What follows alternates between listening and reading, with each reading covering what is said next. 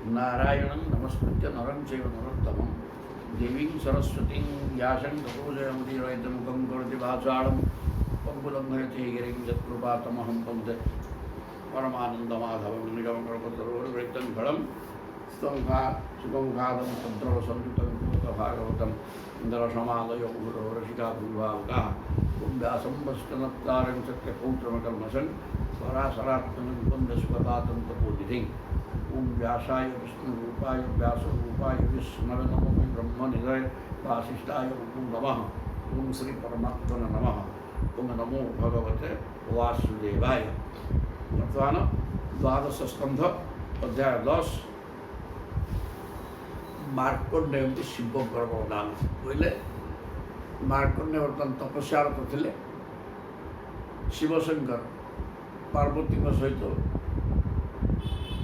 ऊर्ध्वे गति जाऊे किंतु विमान उड़ी जाऊँ देखिले पार्वती देख कि सुंदर कितने सुंदर तपस्या कर पाखु जा बड़ देकी पड़ा ना ना नहीं सी बड़ फड़ किसी दरकार नहीं सी आगर से ध्यान कर बस सी बड़ तक किसी दरकार नहीं हाँ गले हम जिनिसटा हूँ कौन सत्संग भी दरकार होती अति उच्चकोटर साधु तेणु संपर्क आसिले आमर भी कल्याण हो ये कथा शिवशंकर कहीकि माँ सहित आसिले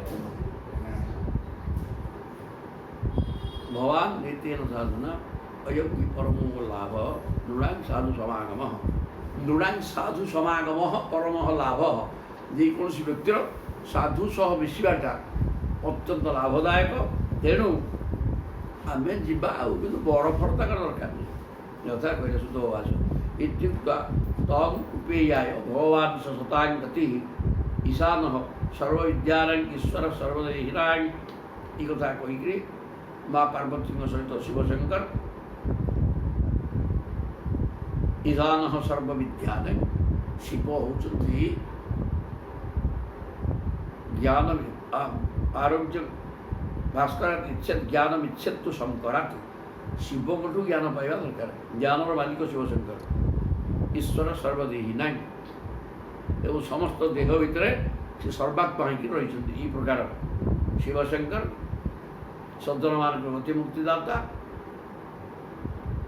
आसवाई मन कले तयो आगमन साक्षात ईशयो जगदात्मन न वेद रुद्धि वृत्तिहीनात्मान विश्वमेव किंतु ये पवन को निरोध करी ये प्रकार निश्चय भाव में बसुँचे बुद्धि बुद्धिवृत्ति किसी नहीं निज शरीर नहीं कि विश्व चिंता नहीं भगवान तदभिज्ञाय गिरीश जोगमाया भगवान से कथा जोगमाया शक्ति द्वारा जानीगले कि शिवशंकर आविश तत्गुहाकाशम वायु छिद्रवेश्वर भितर शिवशंकर पशिगले आत्मन्नपि शिवम प्राप्तम बिभ्राणम सहसा भातम विवक्ष हृदय शिवशंकर भीतर पशिगले एवं सांगे सांगे बाहर पड़े आसे आसिक आसला सी विचलित हेले मुझे शिव को ध्यान करूनी शिव तो ये भितर आसिक मोर आविर्भाव है पुणी बाहर पुणी आउ कि जना पड़ुनि तेणु शिवशंकर आसिक रही कि तेणु सी चाहिए प्रकृत शिव माँ सहित शिव अच्छा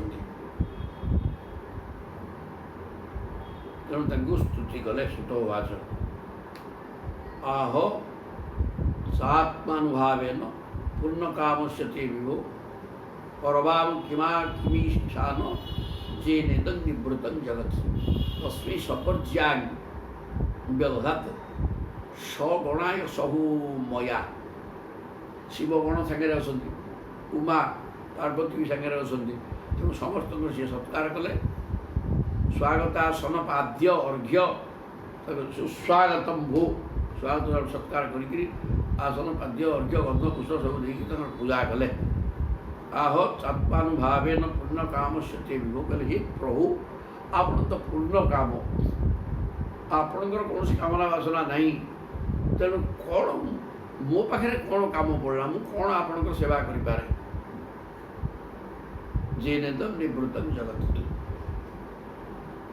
ଆପଣ ତ ଜଗତରୁ ନିବୃତ୍ତ ହୋଇକି ରହିଛନ୍ତି, ଆପଣଙ୍କର ତ ଆବଶ୍ୟକତା କିଛି ନାହିଁ, ତେଣୁ ମୋ ପାଖରେ କାମ କ'ଣ ପଡ଼ିଲା ଯେ ଆପଣ ପଳାଇ ଆସିଲେ, ଏ କଥା ପ୍ରଶ୍ନ କରୁଛନ୍ତି। କେମିତିକା ଯୋଗୀ, କେତେ ନ୍ୟାସୀ ସନ୍ନ୍ୟାସ ଏମିତିକା ଯେ ଶିବଶଙ୍କର କହୁଛନ୍ତି ଆପଣ ଆସିଲେ କାହିଁକି ମୋ ପାଖକୁ, ମୁଁ କିଛି ବୁଝିପାରୁନି। ନିବୃତ୍ତ ଜଗତ ନମ ଶିବାୟ ଶାନ୍ତାୟ ସତ୍ୱାୟ ପ୍ରଗୁଣାୟ च ରଜୋ ଜୁଷେ ଅପି ଅଘୋରାୟ ନମସ୍ତୁଭ୍ୟଂ ତମୁଜୁଷେ। ନମ ଶିବାୟ, ଆପଣ ଶିବଶଙ୍କର, ଆପଣଙ୍କୁ ନମସ୍କାର। ଆପଣ ଶାନ୍ତ ସତ୍ୱଗୁଣ ସମ୍ପନ୍ନ, ସତ୍ୱାୟ ପ୍ରମୃତାୟ ସ୍ୱରୂପ ଗୁଣ, ଆପଣ ସଦାଶିବ। ରଜୋଜୁଷେ ଅପି ଘୋରାୟ, ରଜଗୁଣ ସମ୍ପନ୍ନ, ରଜଗୁଣଯୁକ୍ତ ସର୍ବପ୍ରବର୍ତ୍ତକ ସ୍ୱରୂପ, ତମଗୁଣଯୁକ୍ତ ଅଘୋର ସ୍ୱରୂପ। ଆପଣ ରଜଗୁଣ ସ୍ୱରୂପ ଏବଂ ତମଗୁଣ ସ୍ୱରୂପ। ତମୋଜୁଷେ ଅଘୋର ସ୍ୱରୂପ, ତେଣୁ ଆପଣଙ୍କୁ ନମସ୍କାର। ଅଘୋରେଭ୍ୟ ଅଥ ଘୋରେଭ୍ୟ ସୁତ ଉବାଚ ଏବଂ ସ୍ତୁତଃ ସ ଭଗବାନ୍ ଆଦିଦେବ ଶତାଙ୍ଗତି ପରିତୁଷ୍ଟ ପ୍ରସନ୍ନାତ୍ମା ପ୍ରହସନ୍ତମ ଭାଷତ। ଏବଂ ସ୍ତୁତଃ ସ ଭଗବାନ୍, এই ପ୍ରକାର ସେ ଭଗବାନ କି ମାର୍କଣ୍ଡେୟ ଶିବଶଙ୍କରଙ୍କୁ ସ୍ତୁତି କଲେ। ସ୍ତୁତି ଦେବଦେବ ଶତାଙ୍ଗତି, ଦେବତାମାନଙ୍କର ଦେବତା, ସଜ୍ଜନମାନଙ୍କର ଗତିମୁକ୍ତିଦାତା ଶିବଶଙ୍କରଙ୍କୁ ଏ ପ୍ରକାର ସ୍ତୁତି କରନ୍ତେ। ସେ ପରିତୁଷ୍ଟ ଖୁସି ହେଇଗଲେ, ପ୍ରସନ୍ନାତ୍ମା, ତାଙ୍କର ଆତ୍ମା ପ୍ରସନ୍ନ ହୋଇଗଲା। ହସି ଦେଇକିରି ଶିବଶଙ୍କର କହୁଛନ୍ତି, କ'ଣ କହିଲେ? ଶ୍ରୀ ଭଗବାନ ବାଚ, ଭଗବାନ ଶିବଶଙ୍କର କହିଲେ, ବରଂ ପୁଣିଷ୍ୱ ନଃ କାମମ୍ ବରଦେଶା ବୟಂ ତ୍ରୟଃ ଅମୋଘಂ ଦାର୍ଶନଂ ଯେଷାଂ ମର୍ତ୍ୟଯତ୍ ବିନ୍ଦତେ ଅମୃତଂ। ଶିବଶଙ୍କର ସିଏ କହୁଛନ୍ତି ଆପଣ ଆସିଲେ କାହିଁକି, କ'ଣ ଆପଣଙ୍କ ସେବା କରିବି? ଶିବଶଙ୍କର କହୁଛନ୍ତି ମୁଁ ବର ମାଗି ନେଇଯା। ବରଂ ପୁରୁଷ୍ୱ ନଃ କାମମ୍, ଯାହା ତୁମର କାମନା ଅଛି ମାଗିକି ନେଇଯା। ବରଦେଶା ବୟಂ ତ୍ରୟଃ, ଆମେ ତିନି ଜଣ, ଶିବ ବିଷ୍ଣୁ ଏବଂ ବ୍ରହ୍ମା, ଆମେ ତିନି ଦେବତା ହେଉଛୁ ବର ଦେବାର ବ୍ୟକ୍ତି। ତୁମକୁ ଯାହା ଦରକାର ମାଗିଦିଅ। ଅମୋଘ ଦର୍ଶନ, ଆମମାନଙ୍କର ଦର୍ଶନ ହେଲା ଅମୋଘ, ନିଷ୍ଫଳ ହୁଏନି, ଫଳବତୀ ହେବ। ତେଣୁ ମର୍ତ୍ୟ ଯତ୍ ବିନ୍ଦତେ ଅମୃତମ୍, ମର୍ତ୍ୟବାସୀ ଆପଣ ଦର୍ଶନ ପାଇଗଲେ ଅମୃତକୁ ପାଇଯାଆନ୍ତି, ମାନେ ଆଉ ମୃତ୍ୟୁ ଭୟ ହେବନି, ଆଉ ସବୁ ମିଳିଯାଏ। ଆଉ ଏଇଟା ମଲା ଲୋକ ପାଇଁ ଈଶ୍ୱରଙ୍କୁ ଆରାଧନା କରିକି ଯଦି ଭଗବାନ ଆସିକି ମିଳିଗଲେ ଆଉ ତାର ସବୁ ହେଇଗଲା, ତ ମୁକ୍ତି ହେଇଯିବ, ଆଉ ଅସୁବିଧା କ'ଣ ଅଛି? ତେଣୁ ମୁଁ ବର ଦେବାକୁ ଚାହୁଁଛି, ତ ଯାହା କାମନା ମାଇକି ନେଇଯା। ବ୍ରାହ୍ମଣା ସାଧବ ଶାନ୍ତା ନିସଙ୍ଗା ଭୂତବତ୍ସଳା ଏକାନ୍ତ ଭକ୍ତା ଅଶ୍ମାସୁ ନିର୍ବୈରା ସମଦର୍ଶିନ। ହେଲେ ବ୍ରାହ୍ମଣା ସାଧବ ଶାନ୍ତା ନିସଙ୍ଗା ଭୂତବତ୍ସଳା, ବ୍ରାହ୍ମଣ ବ୍ରହ୍ମ ଜାନାତିଥି ବ୍ରାହ୍ମଣ, ପ୍ରକୃତ ସଚ୍ଚା ବ୍ରାହ୍ମଣ ଯିଏ, ସିଏ ହେଲେ ସାଧୁ, ଶାନ୍ତ ସ୍ୱଭାବର, ସଙ୍ଗରହିତ, ଭୂତବତ୍ସଳା ଏବଂ ପ୍ରତ୍ୟେକ ଜୀବଙ୍କ ପ୍ରତି ବାତ୍ସଲ୍ୟ ଭାବ ତାଙ୍କର ରହିଛି। ବାତ୍ସଲ୍ୟ ସ୍ନେହ, ପିତାମାତାଙ୍କର ପୁଅ ପ୍ରତି ଯେଉଁ ସ୍ନେହ, ସେ ହେଲା ବାତ୍ସଲ୍ୟ ସ୍ନେହ। ପିତାମାତାଙ୍କ ସ୍ନେହ ଠାରୁ ଭକ୍ତ ଏବଂ ଭଗବାନଙ୍କର, ଭକ୍ତ ପ୍ରତି ଭଗବାନଙ୍କର ସ୍ନେହ ଆହୁରି ଅଧିକା। ପିତାମାତା ସେମିତି ସ୍ନେହ କରିପାରିବେ ନାହିଁ। ପ୍ରହ୍ଲାଦ ପାଖକୁ ପ୍ରଭୁ ପଳେଇ ଆସିକି କହିଲେ, ମୁଁ ଭୁଲ କରିଦେଇଛି, ତ ମୁଁ ବହୁ ଆଗରୁ ତୁମ ସହିତ ସାକ୍ଷାତ ତୁମକୁ ଆସିକିରି ଉଦ୍ଧାର କରିବା ମୋର ଥିଲା, ମୋ ଯୋଗୁଁ ତୁମେ ଅନେକ କଷ୍ଟ ପାଇଲ। ଇଏ ସହଜ କଥା। ଯିଏ ସର୍ବେଶ୍ୱର ସେ ପ୍ରଭୁ ଏ ପ୍ରକାର କହନ୍ତି। ତେଣୁ ସବୁ ଭୂତ ପ୍ରତି ବାତ୍ସଲ୍ୟ ସ୍ନେହ ରହିଛି। এই প্রকার একান্ত ভক্তা ଆପଣ ହେଲେ ଇଏ ଶିବଶଙ୍କର ମାର୍କଣ୍ଡେୟ କହୁଛନ୍ତି ଆପଣ ବ୍ରାହ୍ମଣ ସାଧୁ ଶାନ୍ତ ମାନେ କୌଣସି ସଂସାର ତ ନାହିଁ ସଦାବେଳେ ଶାନ୍ତ ଅବସ୍ଥାରେ ଅଛନ୍ତି ଆପଣ ସଙ୍ଗ ରହିତ ଭୂତ ସବୁ ଜୀବଙ୍କ ପ୍ରତି ଆଶ୍ଚର୍ଯ୍ୟ ସ୍ନେହ ଅଛି ଏକାନ୍ତ ଭକ୍ତ ଏ ପ୍ରକାର ଏକାନ୍ତ ଭକ୍ତ ଯିଏ ଅସ୍ମାସୁ ନିର୍ଭୟା ସମଦର୍ଶିନା ଆପଣ ନିର୍ଭୟ ଏବଂ ସମଦର୍ଶୀ ବ୍ରାହ୍ମଣମାନଙ୍କର ସବୁଠାରୁ ବଡ଼ ବିଶେଷତ୍ୱ ଯେ ସେମାନେ ଆମର ଅନନ୍ୟ ପ୍ରେମୀ ଓ ଭକ୍ତ ହୋଇଥାନ୍ତି ଅସ୍ମାସୁ ମାନେ ଆମର ଅନନ୍ୟ ପ୍ରେମୀ ଏବଂ ଭକ୍ତ ଆମର ଭକ୍ତ ଶିବଶଙ୍କର କହୁଛନ୍ତି ସଲୋକା ଲୋକପାଳା ତାନ୍ ବନ୍ଦନ୍ତ୍ୟ ଅର୍ଚ୍ଚନ୍ତି ଉପାସତେ ଅହଞ୍ଚ ଭଗବାନ ବ୍ରହ୍ମା ସ୍ୱୟଂ ଚ ହରିରୀଶ୍ୱର ସଲୋକା ଲୋକମାନେ ଚତୁର୍ଦ୍ଦଶ ବ୍ରହ୍ମାଣ୍ଡର ସମସ୍ତ ଜୀବମାନେ ଲୋକପାଳା ଇନ୍ଦ୍ର ଆଦି 10 ଦିଗପାଳମାନେ ବନ୍ଦନ୍ତି ଅର୍ଚ୍ଚନ୍ତି ଉପାସତେ ଏମାନେ ମଧ୍ୟ ପ୍ରକୃତ ସଚ୍ଚା ବ୍ରାହ୍ମଣ ଭଗବତ ସେବକକୁ ବନ୍ଦନା କରନ୍ତି ଉପାସନା କରନ୍ତି ବ୍ରାହ୍ମଣକୁ ଏମାନେ ଲୋକପାଳ ଏବଂ ସବୁ ଜଗତ ଆଗ ସବୁ ବ୍ୟକ୍ତି ବ୍ରାହ୍ମଣକୁ ଉପାସନା କରନ୍ତି ବନ୍ଦନା କରନ୍ତି ସ୍ତୁତି କରନ୍ତି ଅହଞ୍ଚ ମୁଁ କହିଲେ ଶିବଶଙ୍କର କହୁଛନ୍ତି ମୁଁ ଭଗବାନ ବ୍ରହ୍ମା ସ୍ୱୟଂ ହରି ଏମାନେ ମଧ୍ୟ ଖାଲି ଚତୁର୍ଦ୍ଦଶ ବ୍ରହ୍ମାଣ୍ଡର ସମସ୍ତେ କହିଦେଲେ ହେବନି ଆମେ 3 ଜଣ ମଧ୍ୟ ସର୍ବଶ୍ରେଷ୍ଠ ଦେବତା ବଡ଼ ଦେବାର ଅଧିକାର ଆମର ଅଛି ଆମେ 3 ବି ବ୍ରାହ୍ମଣକୁ ସ୍ତୁତି କରୁ ବ୍ରାହ୍ମଣ ଦେବତା ବ୍ରାହ୍ମଣ ଆମମାନଙ୍କର ଦେବତା ବି ବ୍ରାହ୍ମଣ ଶିବ କହୁଛନ୍ତି ଶିବଶଙ୍କର ଯେ ଭଗବାନ ବ୍ରହ୍ମା ମୁଁ ଏବଂ ପ୍ରଭୁ ବିଷ୍ଣୁ ସିଏ ମଧ୍ୟ ବ୍ରାହ୍ମଣକୁ ସ୍ତୁତି କରନ୍ତି ନତେ ମୟି ଅଚ୍ୟୁତେ ଅଜେଚ ଭିଦାଂ ଅନ୍ନପି ଚକ୍ଷତେ ନାପ୍ତନସ୍ୟ ଜନସ୍ୟାପି ତତ୍ ଯୁଷ୍ମାନ ବୟମିମହି ନତେ ମୟି ଅଚ୍ୟୁତେ ଅଜେ ଶାନ୍ତ ମହାପୁରୁଷମାନେ ବ୍ରହ୍ମା ବିଷ୍ଣୁ ଓ ମୋ ମଧ୍ୟରେ କୌଣସି ପ୍ରଭେଦ ଦେଖନ୍ତି ନାହିଁ ନତେ ମୟି ଅଚ୍ୟୁତେ ଅଜେଚ ଭିଦାଂ ଅନ୍ନପି ଚକ୍ଷତେ ସେ ପ୍ରକୃତରେ ସଚ୍ଚା ବ୍ରହ୍ମ ସେ ବ୍ରହ୍ମା ବିଷ୍ଣୁ ଶିବଙ୍କ ଭିତରେ ଭେଦ ଦେଖେ ନାହିଁ କାରଣ ଏ ବ୍ରହ୍ମଙ୍କର କାର୍ଯ୍ୟକଳାପକୁ ନେଇକରି ଇଏ ଗୋଟେ ପଦବୀ ସୃଷ୍ଟି କଲାବେଳେ ସେଇ ବ୍ରହ୍ମ ହିଁ ବ୍ରହ୍ମା ହେଇଯାନ୍ତି ସୃଷ୍ଟି କଲାବେଳେ ସେଇ ବ୍ରହ୍ମ ପଦାର୍ଥ ପାଳନ କଲାବେଳେ ସେଇ ବ୍ରହ୍ମ ପଦାର୍ଥ ବିଷ୍ଣୁ ହେଇଯାନ୍ତି ସଂହାର କଲାବେଳେ ସେଇ ବ୍ରହ୍ମ ପଦାର୍ଥଙ୍କର ଗୋଟେ ପଦବୀ ଶିବଶଙ୍କର ହେଇଯାଏ ତେଣୁ ଏକୁ ଯିଏ ସଚ୍ଚା ବ୍ରାହ୍ମଣ ବିଦ୍ୱାନ ଲୋକ ଆମ 3କୁ ଅଣୁପ୍ରମାଣରେ ଆମ 3 ଭିତରେ ଭେଦ ଦେଖେ ନାହିଁ ତେଣୁ ଆପଣ ମଧ୍ୟ ଠିକ୍ ସେଇଆ ନାପ୍ତନସ୍ୟ ଜନସ୍ୟାପି ସର୍ବତ୍ର ଏବଂ ସର୍ବଥା ଏକମାତ୍ର ପରମାତ୍ମା ହିଁ ଦର୍ଶନ କରନ୍ତି ତତ୍ ଯୁଷ୍ମାନ୍ ବୟମିମହି ଏହି କାରଣରୁ ଆମେ ତୁମ ପରି ମହାତ୍ମାଙ୍କର ସ୍ତୁତି ଓ ସେବା କରୁ ଯୁଷ୍ମାନ୍ ବୟମିମହି ତେଣୁକରି ଆମେ ମଧ୍ୟ ଯେହେତୁ ତୁମେ ଆମ 3 ଭିତରେ ଭେଦ ଦେଖୁନାହଁ ସବୁ ଏକାକାର ବୋଲି ଚିନ୍ତନ କରୁଛ ତେଣୁ ଆମେ ମଧ୍ୟ ତୁମମାନଙ୍କୁ ସ୍ତୁତି କରୁ ଆମେ ତୁମମାନଙ୍କୁ ସ୍ତୁତି ଓ ସେବା କରୁ ଦେବତା ଶିବଶଙ୍କର କହିଲେ ଓଲଟା न हि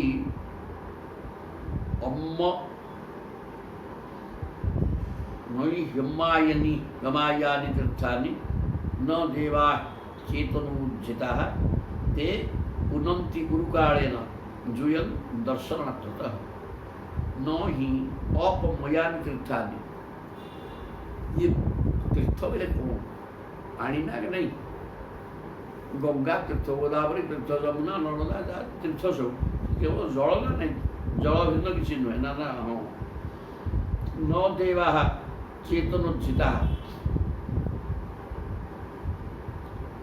କେବଳ ଜଡ଼ ମୂର୍ତ୍ତି ହିଁ ଦେବତା ନୁହନ୍ତି। କାଠ ପଥର ପିତ୍ତଳରେ ନିର୍ମିତ ହୋଇଥିବା ଜଡ଼ ମୂର୍ତ୍ତି, ତେଣୁ ସେ ଜଡ଼ ମୂର୍ତ୍ତି ଦେବତା ହେଇ ନପାରନ୍ତି, ସିଏ ଦେବତା, କିଛି ଭୁଲ ନାହିଁ। କିନ୍ତୁ ଏଠି କହୁଛନ୍ତି ବିଭିନ୍ନ ପ୍ରକାର କି ତେ ପୁନନ୍ତି ଉରୁକାଳନ, ଏମାନଙ୍କର ସେବା କଲେ କିଏ ଗଙ୍ଗାରେ ସ୍ନାନ କରିବ ଦୀର୍ଘ ଦିନ ପରେ ପବିତ୍ର ହେବ, କି ମୂର୍ତ୍ତି ପୂଜା କରିବ ଦୀର୍ଘ ଦିନ ପରେ ସେଥିରୁ ଫଳ ପାଇବ। ଉରୁକାଳନ ଦୁୟନ୍ ଦର୍ଶନ ମାତ୍ର। କିନ୍ତୁ ଆପଣମାନଙ୍କ ଭଳିଆ ଉଚ୍ଚକୋଟୀର ସାଧୁ ସନ୍ଥ ବ୍ରାହ୍ମଣଙ୍କର ଦର୍ଶନ କଲେ ସାଙ୍ଗେ ସାଙ୍ଗେ ପବିତ୍ର ହେଇଯିବ ଲୋକ। ତେଣୁ ବ୍ରାହ୍ମଣୀଭ୍ୟ ନମସ୍ୟାମ ଯେ ଅଶ୍ୱତ ରୂପମ୍ ତ୍ରୟୀମୟମ୍ ବିଭ୍ରତ୍ୟାତ୍ମ ସମାଧାନ ତପଃ ସ୍ୱାଧ୍ୟାୟ ସଂଯମୈଃ। ବ୍ରାହ୍ମଣୀଭ୍ୟ ନମସ୍ୟାମ। ତେଣୁ ଏହି ପ୍ରକାର ବ୍ରାହ୍ମଣମାନଙ୍କୁ ଆମେ ନମସ୍କାର କରୁ ଯେ ଅଶ୍ୱତ ରୂପମ୍ ତ୍ରୟୀମୟମ୍। ଯେଉଁ ବ୍ରାହ୍ମଣମାନେ ହେଉଛନ୍ତି ବ୍ରହ୍ମା ବିଷ୍ଣୁ ଶିବ ସ୍ୱରୂପ ତ୍ରୟୀମୟ ଏବଂ ଆମର ରୂପ ଅଛି। ତେଣୁ ଆମେ ବ୍ରାହ୍ମଣମାନଙ୍କୁ ପ୍ରଣାମ କରୁ, ସ୍ତୁତି କରୁ। ବିଭ୍ରତ୍ୟାତ୍ମ ସମାଧାନ ତପଃ ସ୍ୱାଧ୍ୟାୟ ସଂଯମୈଃ। ତେଣୁ ସେମାନଙ୍କର ତପସ୍ୟା, ଧ୍ୟାନ, ଧାରଣା, ତପସ୍ୟା, ସମାଧି ଦ୍ୱାରା ଆମର ଦେବମୟ ଶରୀର ଧାରଣ କରନ୍ତି। ସଂଯମ ଏସବୁ ଦ୍ୱାରା ସେମାନଙ୍କର ଶରୀର ମଧ୍ୟ ଦେବମୟ ହୋଇଯାଇଥାଏ। ଶ୍ରବଣାତ୍ ଦର୍ଶନାତ୍ ବାପି ମହାପାତକିନୋ ପିବଃ ଶୁଦ୍ଧିରନ୍ ଅନ୍ତ୍ୟକାଷ୍ଠାପି କିମୁ ସମ୍ଭାଷଣାଦିଃ।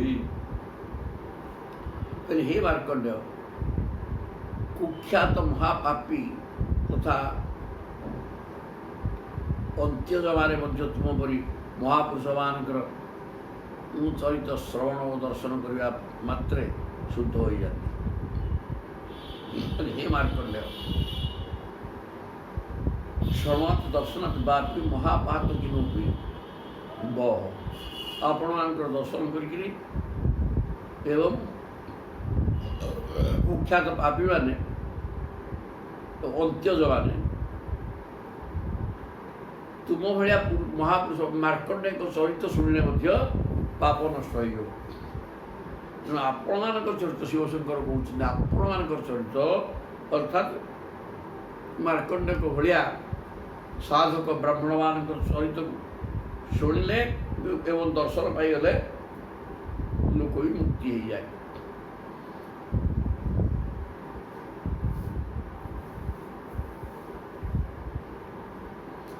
ଶୁଦ୍ଧିରନ୍ ଅନ୍ତ୍ୟଜାଶ୍ଚାପି କିମୁ ସମ୍ଭାଷଣାଦିଃ। ତୁମମାନଙ୍କର ସାନ୍ନିଧ୍ୟ ଲାଭ କରି ଯେ ଶୁଦ୍ଧ ହୋଇଯାଏ ତାହା କହିବା ଅନାବଶ୍ୟକ। ତେଣୁ ଯେଉଁ ଯିଏ ଆପଣଙ୍କ ସହିତ ମିଶିଲା ଏବଂ କଥାବାର୍ତ୍ତା କଲା ତାର ବା କ'ଣ ନ ହେଇଯିବ। ଖାଲି ଆପଣଙ୍କର ଦର୍ଶନ ଏବଂ କଥା ଶୁଣିଲେ ମଣିଷ ପବିତ୍ର ହେଇଯାଏ। ଏ କଥା ଶିବଶଙ୍କର କହିଲେ କାହାକୁ ମାର୍କଣ୍ଡେୟଙ୍କୁ ଶୁଦ୍ଧ ଉବାଚ ବୋଲି ଇତି ଚନ୍ଦ୍ରଲଲାମସ୍ୟ ଧର୍ମଗୁରୁଗୀତମ୍ ବଚୁ ଅମୃତାୟନ ଋଷି ନାତ୍ୟତ କର୍ଣ୍ଣୟୋ ପିବଙ୍ଗନ। ଋଷି ମାର୍କଣ୍ଡେୟ ତାଙ୍କ କର୍ଣ୍ଣ ଦେଇକିରି ଯେଉଁ ଭଗବାନ ଶିବଶଙ୍କରଙ୍କର ଅମୃତମୟ ବାଣୀ ଶୁଣୁଥିଲେ, ସେ ଶୁଣିକିରି ତୃପ୍ତ ହେଲେ ନାହିଁ। କାରଣ ସେ ଚାହୁଁଥିଲେ ଆହୁରି ଏମିତି ଶିବଶଙ୍କର କହନ୍ତୁ ଅନେକ କଥା। ଇତି ଚନ୍ଦ୍ରଲଲାମସ୍ୟ, ଚନ୍ଦ୍ରଲଲା ମାନେ ମସ୍ତକରେ ଚନ୍ଦ୍ରକୁ ଧାରଣ କରିଛନ୍ତି ଚନ୍ଦ୍ରଶେଖର ଭଗବାନ ଶିବଶଙ୍କର। ଅତ୍ୟନ୍ତ ଗୋପନୀୟ ଧର୍ମ କଥା ଶୁଣିକିରି ଅମୃତ ସଦୃଶ କଥାକୁ ଶୁଣି ଋଷି ମାର୍କଣ୍ଡେୟ କର୍ଣ୍ଣବାଟ ସେ କଥାକୁ ପାନ କରିକିରି ଅତ୍ୟନ୍ତ ଖୁସି ହେଇଗଲେ। ସଚିରଂ मायया विष्णु भ्रामित कर्षित भुजम शिववाग अमृत ध्वस्त क्लेशपुंज तम ब्रवीत।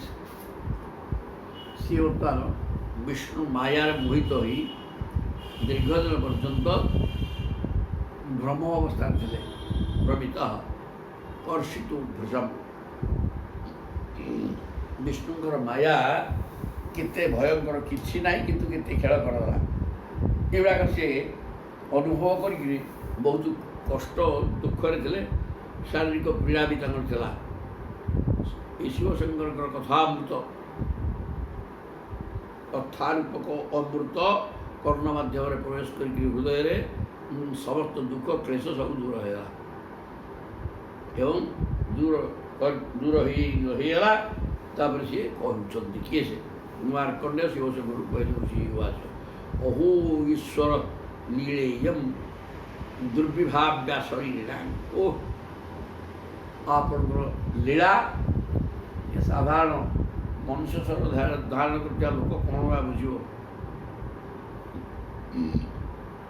ଜନ୍ ନମନ୍ତି ଶୀତ ବ୍ୟାନି ସ୍ତୁବନ୍ତି ଜଗଦୀଶ୍ୱରା। सकल जगतर स्वामी होई मध्य प्रभु लीलाचल निज अधीन रही मो पर जीव को पुणी वंदना और स्तुति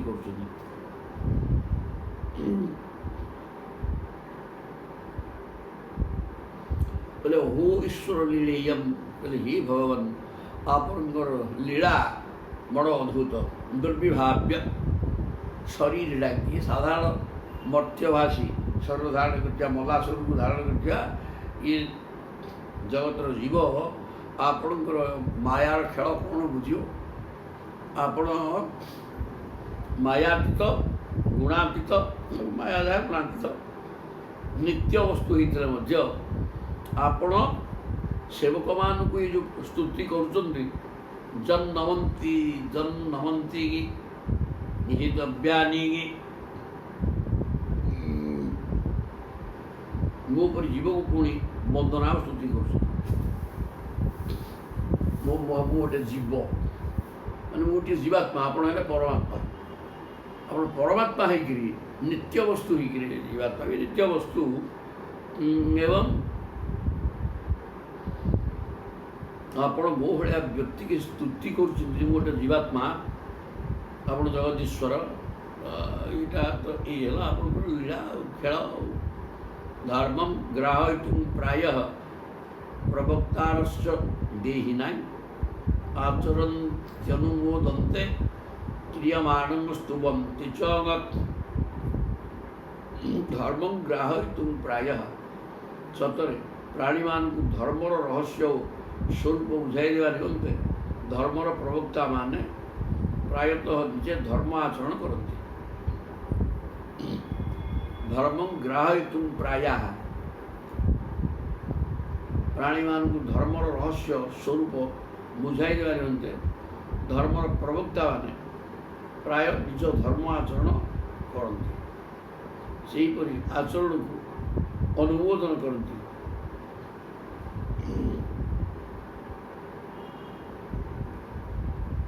सतरे प्राणीमान को धर्मर रहस्य स्वरूप बुझाई देवा निमंते धर्मर प्रवक्ता मैंने प्रायतः निज धर्म निजे धर्म आचरण करते। धर्मं ग्राहयितुं प्रायः प्रवक्तारश्च देहिनां। ये शरीरधारी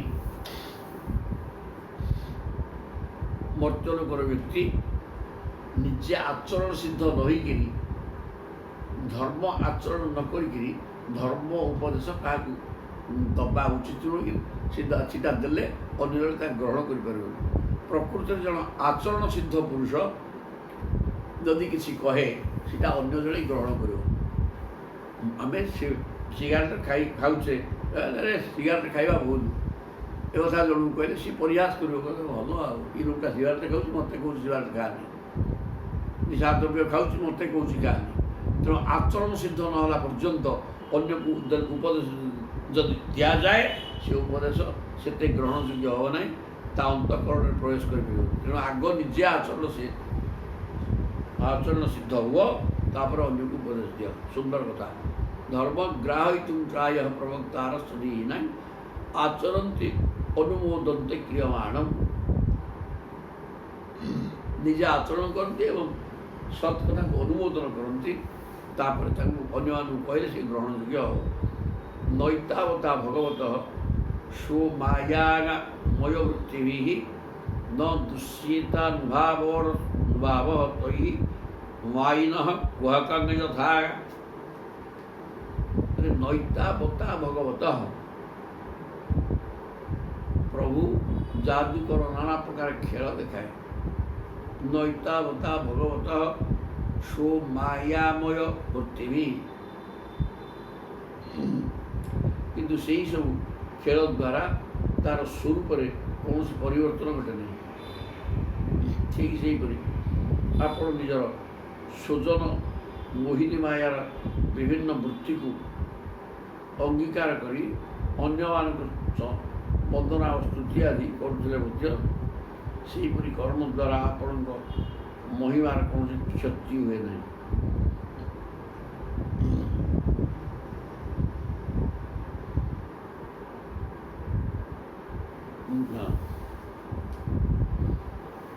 नैतावती भगवतः हे प्रभु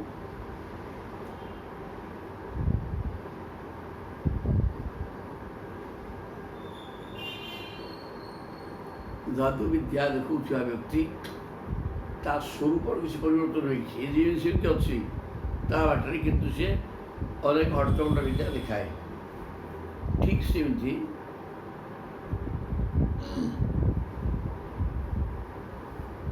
न दुष्यता अनुभाव तैः मायिनः कुहकं यथा। सेमती आपण माने अत्यंत मायावी किए से जादू विद्या जानता लोग तार माया को देखाए कि स्वरूप किसी परिवर्तन हुए जीव सिंह तार से ठीक थाए। ठीक सेमती आपण अन्य मान को स्तुति कर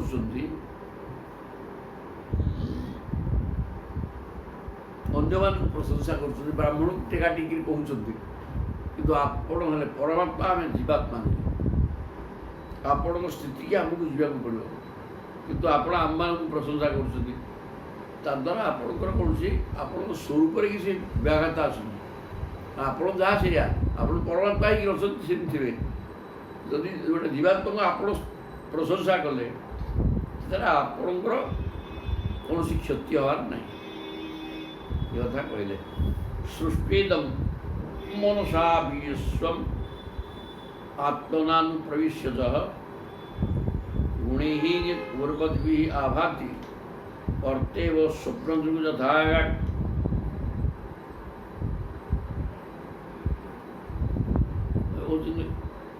सृष्टिदम मनसा विश्वम आत्मना अनुप्रविश्यतः सृष्टा एकदम मनसा विश्व। ये विश्वटा आपणकर मनर कल्पना कि नहीं। विश्वटा आपणकर मनर कल्पना मात्र।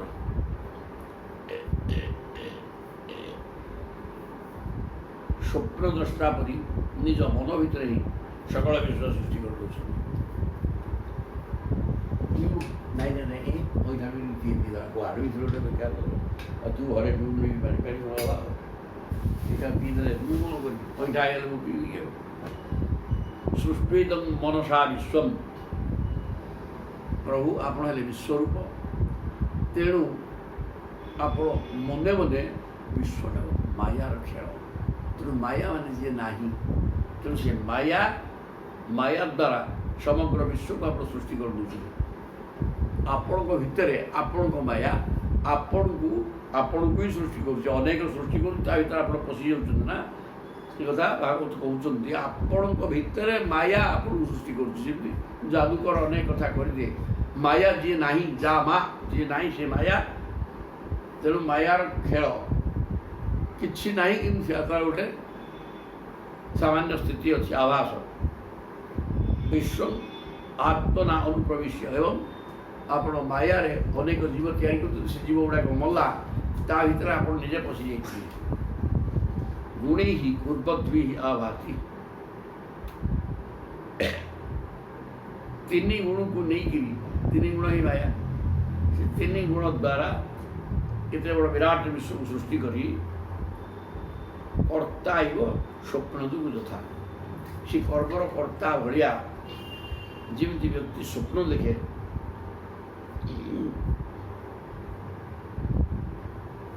ସ୍ୱପ୍ନରେ ସେ ଦେଖୁଛି ମୁଁ ଏମିତି ଏମିତି କରୁଛି, ସେ ସ୍ୱପ୍ନ ଦେଖିଲା ଭଳିଆ ଆପଣ ମଧ୍ୟ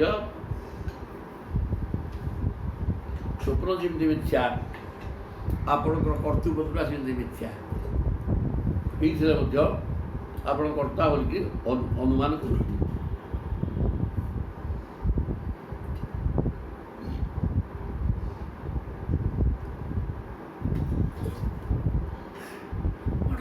ଆପଣ ସ୍ୱପ୍ନ ଦେଖୁଥିବା ଲୋକ ଭଳିଆ ନିଜ ଭିତରେ ଯେତେ ବଡ଼ ଜଗତକୁ ତିଆରି କରିଦେଇଛନ୍ତି, ସ୍ୱପ୍ନ ଯେମିତି ମିଥ୍ୟା, ସେ ଆପଣ ଜଗତ ସୃଷ୍ଟି ମଧ୍ୟ ସେଇ ପ୍ରକାର ମିଥ୍ୟା।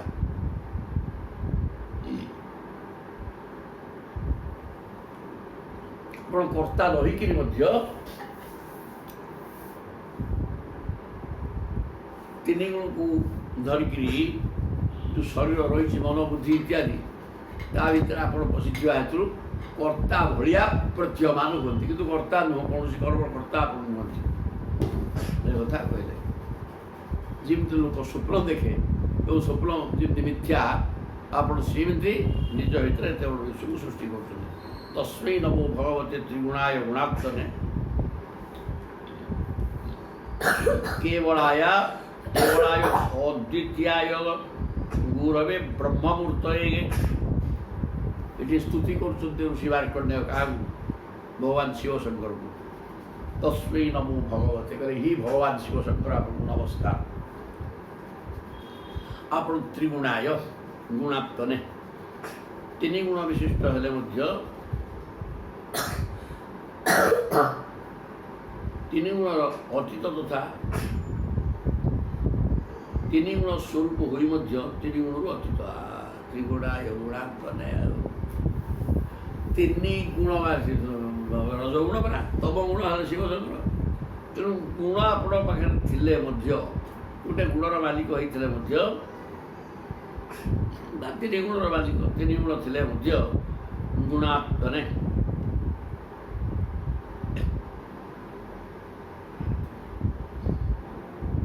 କିନ୍ତୁ ଆପଣ ଗୁଣାନ୍ୱିତ।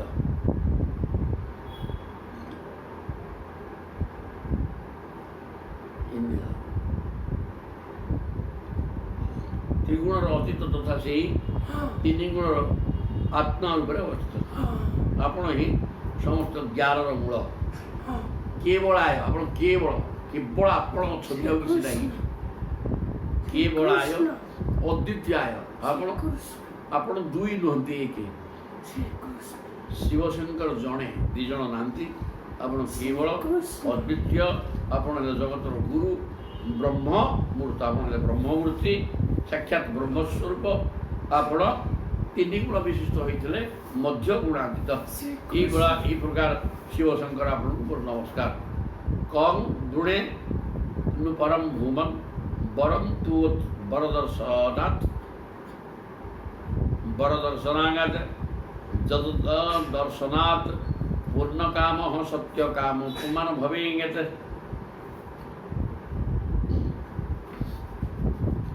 कम गुणे नु परम ब्रह्मन बरम त्वोत बर दर्शना। बोले हे प्रभु शिवशंकर जी के मार्कंडे कहते बर कौन मागिबी, आपणकर तो दर्शनटा सर्वश्रेष्ठ बर, बर दर्शना।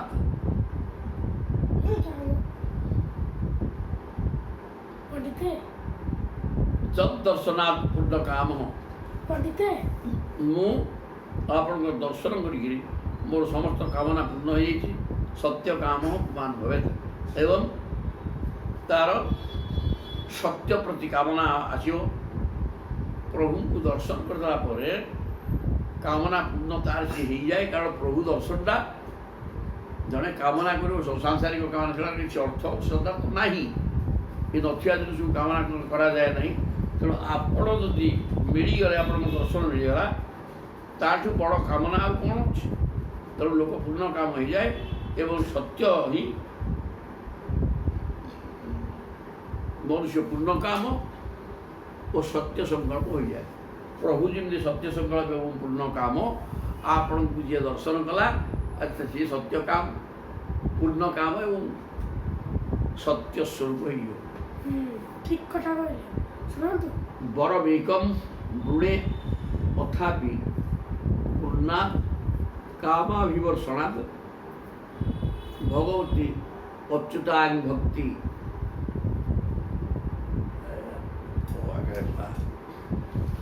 DVD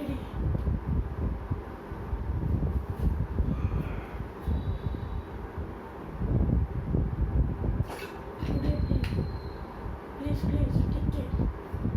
ଟିକେ ଯାଇଥିବ ସେ ତଳେ ହେଇକି ପାଣି କିଛି ତ ଘରେ ଅଭାବ ହେଇଛି ପାଣିଟା ପାଗ ଉଦାହରଣ କିଛି ପାଟି କରିନି ରେକର୍ଡ଼ ହେଉଛି କାରଣ ବରମେକମ୍ ବୃଣେ ତଥାପି ପୂର୍ଣ୍ଣାତ୍ କାମାଭିବର୍ଷଣାତ୍ ଭଗବତୀ ଅଚ୍ୟୁତାଂ ଭକ୍ତି ତତ୍ପରେଷୁ ତଥା ତ୍ୱୟି।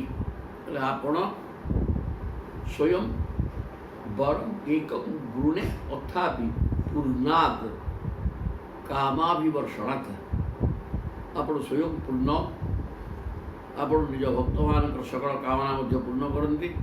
ତେଣୁ ଆପଣଙ୍କର ଦର୍ଶନ ଲାଭ କରିସାରି ମଧ୍ୟ ବରଂ ଏକଂ ତଥାପି ଅଥାପି ଯେହେତୁ ଆପଣ ମୋତେ କହିସାରିଲେଣି ଯେ ବର ମାଗ ବରଂ ମୋର ଦରକାର ନାହିଁ କିଛି, କିନ୍ତୁ ଆପଣ ପୂର୍ଣ୍ଣ କାମ ଏବଂ କାମାଭିବର୍ଷଣାତ୍ ଆପଣ ସମସ୍ତଙ୍କର ଆପଣଙ୍କର ଭକ୍ତମାନଙ୍କର କାମନା ପୂର୍ଣ୍ଣ କରିଦିଅନ୍ତି। କାରଣ ଆପଣ ନିଜେ ପୂର୍ଣ୍ଣ କାମ ଏବଂ ସମସ୍ତଙ୍କ କାମନା ପୂର୍ଣ୍ଣ କରିଦିଅନ୍ତି। ବର ମାଗିବା ମୋର ଆବଶ୍ୟକ ନଥିଲେ ମଧ୍ୟ ଯେହେତୁ ଆପଣ କହୁଛନ୍ତି ତେଣୁ ମୁଁ ଗୋଟେ ଭଗବତୀ ଅଚ୍ୟୁତାଂ ମୁଁ ବର ମାଗୁଛି ଆଉ କ'ଣ କରିବି। ଭଗବତୀ ଅଚ୍ୟୁତାଂ ଭକ୍ତି ତତ୍ପରେଷୁ ତଥା ତ୍ୱୟି। ଭଗବାନଙ୍କ ଚରଣାର ବିନ୍ଦରେ ମୋର ଅତୁଟ ଭକ୍ତି ରହୁ ଭକ୍ତି ତତ୍ପରେଷୁ ଏବଂ ଯେଉଁମାନେ ଭଗବତ ଭକ୍ତ ଏବଂ ଭଗବାନଙ୍କ ଚରଣାର ବିନ୍ଦରେ ମୋର ମନ ସ୍ଥିର ଭାବରେ ରହିଯାଉ ଏତିକି ମୋତେ ଆଶୀର୍ବାଦ କରନ୍ତୁ। କାରଣ ଆପଣ ପୂର୍ଣ୍ଣ କାମ ଆପଣଙ୍କ ଦର୍ଶନ ଦ୍ୱାରା ଆପଣଙ୍କର ଭକ୍ତମାନଙ୍କୁ ସବୁକିଛି ସମସ୍ତ ଭକ୍ତମାନଙ୍କର କାମନା ମଧ୍ୟ ପୂର୍ଣ୍ଣ କରିଦିଅନ୍ତି। ତେଣୁ ଗୋଟେ ବର ମାଗିବା ମୋର ଦରକାର ନଥିଲେ ମଧ୍ୟ ବର ମାଗୁଛି ଯେ ଭଗବାନ ଅଚ୍ୟୁତଙ୍କର ଚରଣାର ବିନ୍ଦରେ ମୋର ଅତୁଟ ଭକ୍ତି ରହୁ ଏବଂ ତାଙ୍କର ଭକ୍ତମାନଙ୍କ ପାଖରେ ଅତୁଟ ଭକ୍ତି ରହୁ। ସୁତ ଉବାଚ ତାପରେ ସୁତ କହିଲେ ଇତି ଅର୍ଚିତୁ ଅଭିଷ୍ଠୁତଶ୍ଚ ମୁନିନା ସୁକ୍ତୟା ଗିରା ତମାହ ଭଗବାନ ସର୍ବୟାଗାଭିନନ୍ଦିତଃ। ସୁତ କହୁଛି ଯେ ସୌନକ ମୁନି ଇତି ଅର୍ଚିତ ଅଭିଷ୍ଠୁତଶ୍ଚ ଏହି ପ୍ରକାର ମାର୍କଣ୍ଡେୟଙ୍କ ଦ୍ୱାରା ପୂଜିତ ହୋଇକରି ଏବଂ ମାର୍କଣ୍ଡେୟଙ୍କ ଦ୍ୱାରା ସ୍ତୁତି କରାଯାଇ ମୁନିନା ସୁକ୍ତୟା ଗିରା ତମାହ ଭଗବାନ ଭଗବାନ ଶିବଶଙ୍କର କହୁଛନ୍ତି ସର୍ବୟା ଶିବାଙ୍ଗା ସର୍ବାଣୀ ଭଦ୍ରାଣୀ ପାର୍ବତୀଙ୍କ ସହିତ ଦେବଦେବ ମହାଦେବ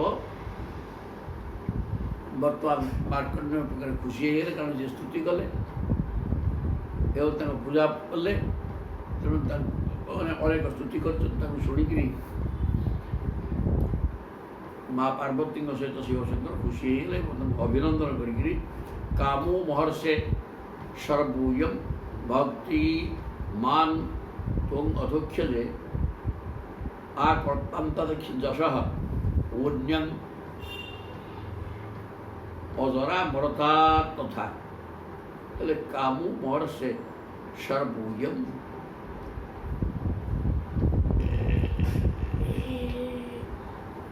ହେ ମହର୍ଷି ତୁମର ସକଳ କାମନା ପୂର୍ଣ୍ଣ ହେଉ। ଇନ୍ଦ୍ରିୟାତୀତ ପରମାତ୍ମାଙ୍କ ଠାରେ ସଦାସର୍ବଦା ତୁମର ଅନନ୍ୟ ଭକ୍ତି ରହୁ। ଭକ୍ତିମାନ ତୁମ ଅଧକ୍ଷ ଯେ ଇନ୍ଦ୍ରିୟମାନଙ୍କୁ ଇନ୍ଦ୍ରିୟ ଗ୍ରାହ୍ୟ ପଦାର୍ଥକୁ ଯିଏ ହଟେଇ ଦେବାର କ୍ଷମତା ଯାହାର ଅଛି ସେ ପ୍ରକାର ଯେଉଁ ଭଗବାନ ଇନ୍ଦ୍ରିୟ ବିଜୟୀ ତାଙ୍କ ଚରଣାର ଭିତରେ ଆପଣଙ୍କର ମନ ଲାଗିଯାଉ ସଦାସଦା ତାଙ୍କ ଚରଣାର ଭିତରେ ମନ ରହୁ ଏବଂ କଳ୍ପ ପର୍ଯ୍ୟନ୍ତ ମାନେ ବ୍ରହ୍ମାଙ୍କର 1004 ଯୁଗ ହେଲେ ଗୋଟାଏ କଳ୍ପ ହେବ ତୁମର ପବିତ୍ର ଯଶ କଳ୍ପ ପର୍ଯ୍ୟନ୍ତ ପ୍ରକୀର୍ତ୍ତିତ ହେଉ ଏବଂ ତୁମେ ଅଜର ଅମର ହେଇକି ରହ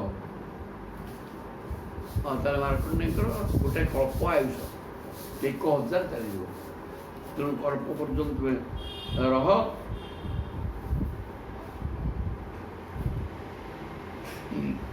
ଯଶ ତୁମର ଯଶ ବିସ୍ତୃତ ହଉ ଏବଂ ପୁଣ୍ୟ ଅଜରା ଆମର ତୁମେ ଅଜରା ଏବଂ ଅମର ହେଇକି ରହ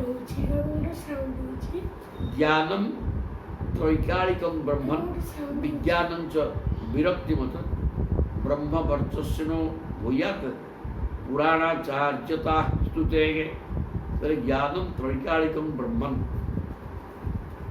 तर्हि हे ब्रह्मण विप्रवर आपणकर ब्रह्म तेज सर्वदा अक्षुण्ण रहो विज्ञानं च विरक्तिमत आपणकर विज्ञान मान अनुभव ज्ञान भगवत सत्ता को अनुभव कर ज्ञान सदा सर्वदा बजाय रहू संसार प्रति विरक्ति भगवान चरणारविंद भक्ति ब्रह्म वर्चस्विनो भूयात आपण ब्रह्म तेज परिपूर्ण होकर रहतु पुराणाचार्यता स्तुते पुराणर आचार्य पद मध्य मिलू कि मार्कंडेय से गोटे पुराण लिखिं मार्कंडेय पुराण तेणु पुराणर आचार्य पद अच्छे आप पातु आपणकर ब्रह्मसत्ता अनुभव ज्ञान हो संसार प्रति विरक्ति भाव त्रैकालिक ब्रह्मण आप ब्रह्मतेज द्वारा परिपूर्ण होकर रहतु पुराणाचार्य भी हूँ सुत उवाच एवं वरांश उन्नयेंगे दत्वा अगात तिरक्ष ईश्वर दिव्यै तत्कर्म कथयन अनुभूत पुरा मुनागा एवं वरांश मुनये यही प्रकार सह शिवशंकर प्रभु भगवान शिवशंकर मुनि मार्कंडेय को ये प्रकार वर प्रदान करी अगात तिरक्ष तिन्नी आख्या तीनटा आखि प्रभु करना गोटे तृतीय नेत्र अग्नि नेत्र भाल पटरे अच्छी तेणु सी तीन नेत्र भगवान शिवशंकर देवी तत्कर्म कथयन देवी पार्वती मार्कंडेय कर्म बाबद कही अनुभूत पूरा मुना विदाय ने बाटाक माँ को मार्कंडेय कथा वर्णना करते सोपी अवाप्त महाजुग महिमा भार्गवोत्तम विचरती अधुना अप्यद्धा हरौ एकांततागतः भृगुकुल श्रेष्ठ मार्कंडेय मुनि को महाजोगर परम फल मिलगला सहपि अवाप्त महायोग महिमा भार्गवोत्तम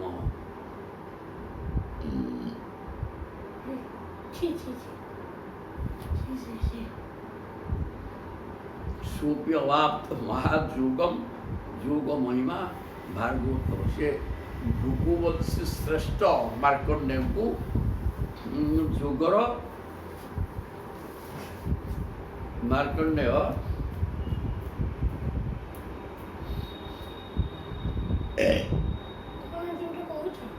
परम ज्ञानी मार्कंडेय मुनि भगवान जोगमाया द्वारा जो अद्भुत लीला अनुभव करते बर्तमान भक्तिभावपूर्ण हृदय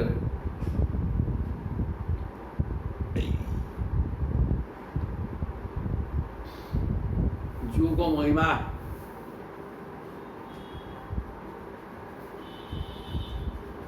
ସେ ମଧ୍ୟ ଯୋଗର ମହିମାକୁ ପ୍ରାପ୍ତ ହେଲେ କିଏ ଭାର୍ଗବୋତ୍ତମ ଭୃଗୁଶ୍ରେଷ୍ଠ ମାର୍କଣ୍ଡେୟ।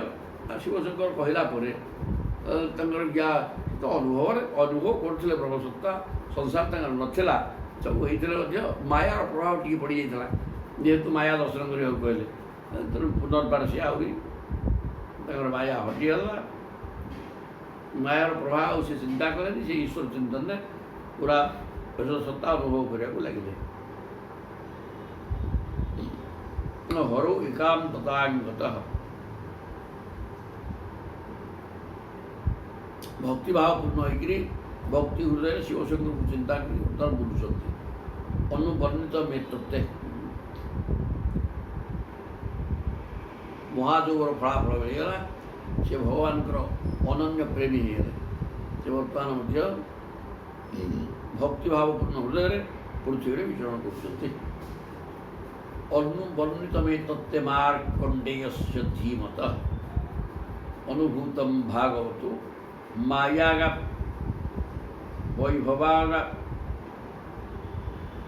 ବୈଭବମ ଅଦ୍ଭୁତଂ ଅନୁବର୍ଣ୍ଣିତଂ ଏ ତତ୍ତ୍ୱେ।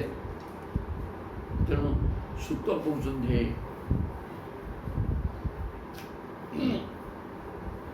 ଶୌନକାଦି ଋଷିମାନେ ଆପଣଙ୍କର ପ୍ରଶ୍ନ ଯଥାର୍ଥ ଉତ୍ତର, ମାନେ ଗୋଟେ ପ୍ରଶ୍ନ କରୁଥିଲେ ମାର୍କଣ୍ଡେୟ ଗୋଟେ ମାୟା ଦେଖିବାକୁ କହିଲେ।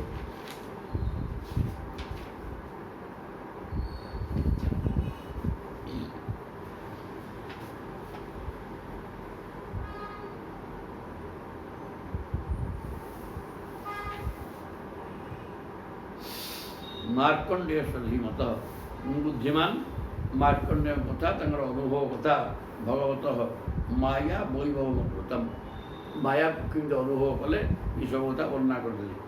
ଏତତ୍ କେଚିତ୍ ଅବିଦ୍ୱାଂସଃ ମାୟା ସଂସ୍କୃତିମାତ୍ମନଃ ଅନାଦ୍ୟାବର୍ତ୍ତିतं ନୃଣାଂ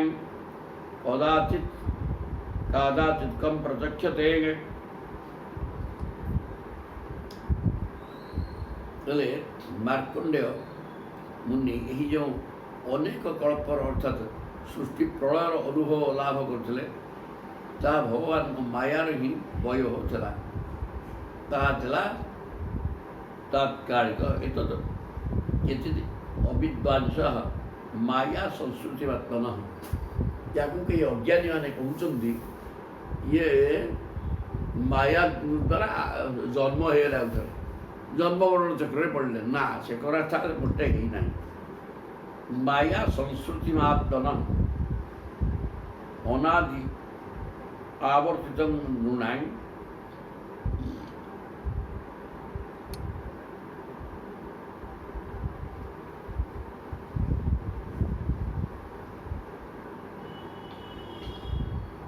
ଅନାଦି ଆବର୍ତ୍ତିतं ନୃଣାଂ କଦାଚିତ୍କଂ ପ୍ରଚକ୍ଷତେ।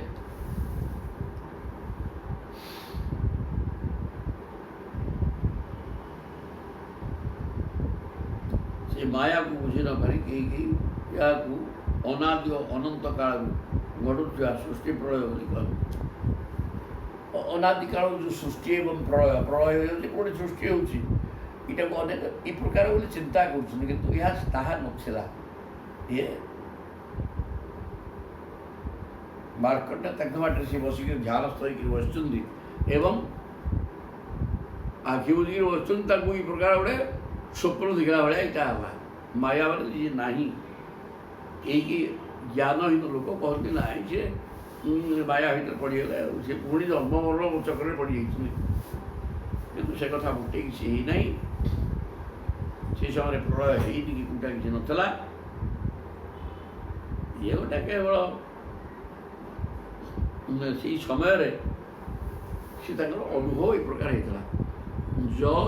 ଏବଂ ଏତତ ଭୃଗୁବର୍ଜ୍ୟ ବର୍ଣ୍ଣିତಂ ରଥାଙ୍ଗ ପାଣେ ଅନୁଭାବ ଭାବିତଂ ସଂଶ୍ରାବୟତ ସଂଶୃଣୁୟାତ୍ ଉଭौ ତୟୋନ୍ନ କର୍ମାଶୟ ସଂସ୍କୃତିୟାର ଭବେତ। ଏବଂ ଏତତ ଭୃଗୁବର୍ଜ୍ୟ ବର୍ଣ୍ଣିତಂ, ଯେଉଁ ବ୍ୟକ୍ତିଟା ଭୃଗୁବର୍ଜ୍ୟ, ଭୃଗୁଶ୍ରେଷ୍ଠ ମାର୍କଣ୍ଡେୟଙ୍କର এই ବର୍ଣ୍ଣନା କହିଲେ ହେ ଭୃଗୁଶ୍ରେଷ୍ଠ ସୌନକ च एवं एतद् भृगुवर्ज्य वर्णितम् ମୁଁ ଆପଣଙ୍କୁ ଏଇ ଯେଉଁ ମାର୍କଣ୍ଡ ଚରିତ୍ର ଶୁଣେଇଲି ଏହା ଭଗବାନ ଚକ୍ରପାଣୀଙ୍କ ପ୍ରଭାବ ଓ ମହିମାର ପରିପୂର୍ଣ୍ଣ। ରଥାଙ୍ଗ ପାଣେ ଅନୁଭାବ ଭାବିତମ୍ ସେ ଏହା ଯିଏକୁ ସବଳ କରେ ସଂସ୍ରାବୟତ ସଂଶୃଣୁୟାତ ତୌ ଉଭୌ ଯିଏ ଶୁଣାଏ ଏବଂ ଯିଏ ଶୁଣେ ଇଏ ଉଭୟ ନ କର୍ମାଶୟ ସଂସ୍କୃତିର ଭବେତ୍ ସେମାନେ କର୍ମଜଞ୍ଜାଳରେ ପଡ଼ନ୍ତିନି କି ଜନ୍ମମରଣ ଚକ୍ରରେ ପଡ଼ନ୍ତି ନାହିଁ। ତାହେଲେ ହେ ଭୃଗୁବର୍ଜ୍ୟ କିଏ ସୂତ କହୁଛନ୍ତି ସୂତ କହୁଛନ୍ତି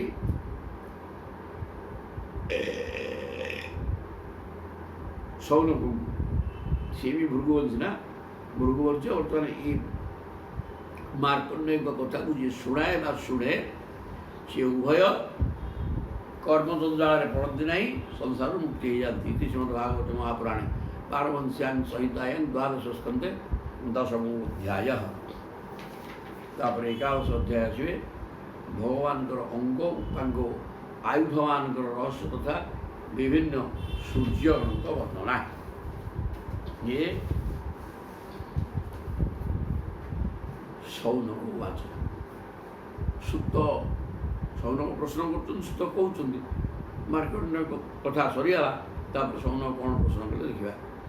ଅର୍ଥ ଇମଂ ଅଥେମ ଅର୍ଥମ୍ ପୃଚ୍ଛାମ ଭବନ୍ତମ୍ ବହୁବିତ୍ତମମ୍ ସମସ୍ତ ତତ୍ତ୍ୱରାଧାନ୍ତେ ଭବାନ ଭାଗବତ ତତ୍ତ୍ୱବିତ୍ କହିଲେ ହେ ସୂତ ଭାଗ ଅର୍ଥ ଇମଂ ଅର୍ଥମ୍ ପୃଚ୍ଛାମ ଭଗବାନଙ୍କର ପରମ ଭକ୍ତ ବହୁ ଜ୍ଞାନମାନଙ୍କ ମଧ୍ୟରେ ଜ୍ଞାନୀମାନଙ୍କର ଅଗ୍ରଗଣ୍ୟ ଭବନ୍ତମ୍ ବହୁବିତ୍ତମ ଅନେକ କଥା ଜାଣିଥିବା ଲୋକ ବହୁତ ଅଛନ୍ତି କିନ୍ତୁ ଯେଉଁମାନେ ବହୁବିତ ତାଙ୍କ ଭିତରେ ଆପଣ ହେଲେ ସର୍ବଶ୍ରେଷ୍ଠ। ବହୁବିତମାନଙ୍କ ଭିତରେ ଶ୍ରେଷ୍ଠ। ଆପଣଙ୍କୁ ମୁଁ ପ୍ରଶ୍ନ କରୁଛି ସମସ୍ତ ତତ୍ତ୍ୱରାଧାନ୍ତେ ଭବାନ ଭାଗବତ ତତ୍ତ୍ୱବିଜ୍ଞ ଆପଣ ବିଭିନ୍ନ ଶାସ୍ତ୍ର ସିଦ୍ଧାନ୍ତର ମର୍ମଜ୍ଞ। ତେଣୁ ଆମେ ସେହି ଶାସ୍ତ୍ର ସିଦ୍ଧାନ୍ତ ସମ୍ବନ୍ଧରେ ଆପଣଙ୍କୁ ଗୋଟିଏ ବିଶେଷ ପ୍ରଶ୍ନ ପଚାରିବାକୁ ଚାହୁଁଛୁ। ଭାଗବତ ତତ୍ତ୍ୱବିତ୍ ସମସ୍ତ ଅନେକ ଶାସ୍ତ୍ର ଆପଣ ଘାଣ୍ଟିବା ପରେ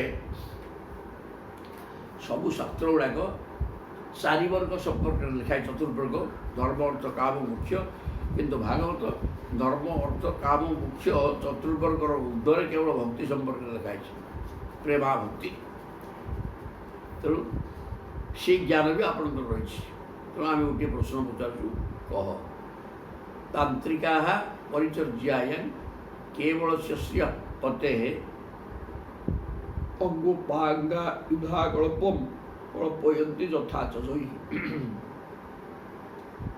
ଆମେ କ୍ରିୟାଯୋଗ ସମ୍ବନ୍ଧରେ ଯଥାର୍ଥ ଜ୍ଞାନ ଲାଭ କରିବାକୁ ଚାହୁଁଛୁ। କାରଣ କୁଶଳତାପୂର୍ବକ ଠିକ୍ ରୂପେ ପୂଜା ଆରାଧନା କଲେ ମରଣଶୀଳ ପୁରୁଷ ଅମରତ୍ୱକୁ ପ୍ରାପ୍ତ ହୋଇଯାଏ।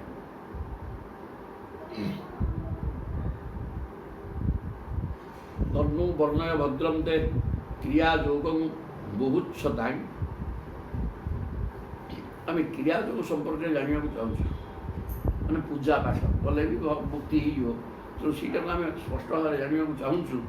ଯେନ କ୍ରିୟା ନୈପୁଣ୍ୟେନ ମର୍ତ୍ୟ ଜାୟାତ୍ ଅମର୍ତ୍ୟତା ମର୍ତ୍ୟବାସୀ ଲୋକଟା କ୍ରିୟାଯୋଗ ମାନେ ପୂଜା ପାଠ ପୂଜା କଲେ ମଧ୍ୟ ମାୟାରୁ ତରିଯାଏ ଏବଂ ମର୍ତ୍ୟ ଲୋକ ଆଉ ପୁନରାବୃତ୍ତି ହୁଏ ନାହିଁ। ସେ ମର୍ତ୍ୟରୁ ଉଦ୍ଧାର ହୋଇଯାଏ। ତେଣୁ ଆମକୁ ଟିକେ କ୍ରିୟାଯୋଗ ସମ୍ପର୍କରେ କହ। କ୍ରିୟାଯୋଗ ମାନେ ମୂର୍ତ୍ତି ସେବା ମୂର୍ତ୍ତି ଆରାଧନା କରିବା। ସୂତ ଉବାଚ ନମସ୍କୃତ୍ୟ ଗୁରୁନ୍ ପକ୍ଷେ ବିଭୂତିର ବୈଷ୍ଣବୀ ଅପି ଯାହା ପୃକ୍ତା वेदतंत्राभ्यां आचार्य पद्मजादिभि कहले हे शौनकजी ब्रह्मादि आचार्यगण ओ देव वेदगण पंचरात्रादि तंत्र ग्रंथरे विष्णु भगवान जो विभूति गुड़िक वर्णना कर गुरुदेव चरण नमस्कार करी मु आपको कहूँ नारद पंचरात्र गोटे तांत्रिक ग्रंथ अच्छी नारद लिखिं नारद भक्ति सूत्र 84 सूत्र नारद लिखिं नमस्कृत्य गुरु न बक्षे मु बर्तमान सुत कहते मु बर्तमान मोर गुरु को प्रणाम करी वैष्णवी विभूति भगवान विष्णुकर विभूति विभूति गुणर आधिक्य जहाँ उक्ता वेद तंत्र वेद एवं तंत्र जहाँ लिखाई गुरुदेव को प्रणाम करी से सब तुम आगे वर्णना कर मायाद्यै नवभिः तत्त्वैः सविकारमयो विराट निर्मित दृश्यते यत्र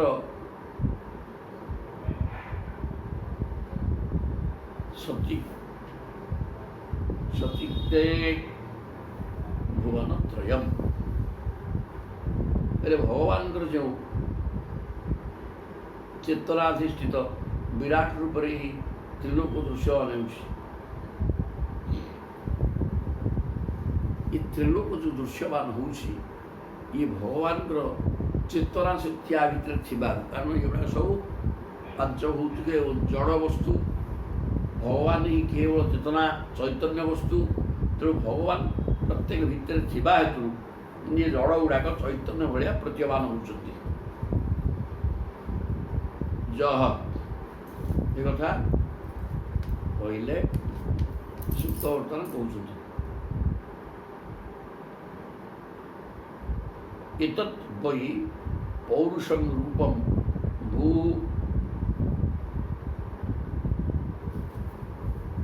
पादौ द्यौः शिरो नभः नाभिः सूर्याक्षिणी नासे वायु कर्णौ दिशः प्रभः यह भगवान पुरुष पौरुषं रूपम भगवान पुरुषाकार रूप पुरुष रूप पृथ्वी हूँ विराट रूपर शरण समग्र पृथ्वीटा भगवान स्वरूप तेणु तक पौरुष रूप कहले भगवान तो पुरुष ना पुरुष शब्दटा केवल भगवान पाखे लगे आ पुरुष शब्द कुछ लगिपर ना तेणु परम पुरुष भगवान प्रकृत स्वरूप है समग्र जगतटा स्थूल रूप यहाँ तेणु से ये जो स्थूल रूपटा से कहते पृथ्वी हूँ प्रभुंर स्थूल रूप नाभि एतद् वै पौरुषं रूपम भू पादौ केमी ना पुरुष बोली कल्पना करा ना हाँ पाद अच्छी ना पादटा किए ना भूमिटा द्यौः शिर मुंडुटा ना स्वर्ग लोक देवता मैंने अच्छा शिर नभ नाभि नाभि गोटे अच्छे ना नभटा नभ ये आकाश मंडल नाभि नाभिटा मझी मझिया रोच मुंड एवं पादर तेणु से नाभिटा नभस्थल सूर्य अक्षिणी राखी अच्छी ना सूर्य है आखि नासे वायु नाक नाक अच्छी नाक वायु जो वायुटा बर्तमान जगत में बुलूची से वायु से वायु नासा देखिए अस्तित्व नाक निश्चित अच्छी दिशा प्रवाह कर्ण कर्ण हूँ दिग गुड़ाक कर्ण 10टा दिग अच्छी पूर्व अग्नि दक्षिण नैऋत वरुण वायु कुबेर ईशान ब्रह्मा अध ऊर्ध ये 10 दिग 10 दिग कर्ण ସିଏ ହେଲା କାମ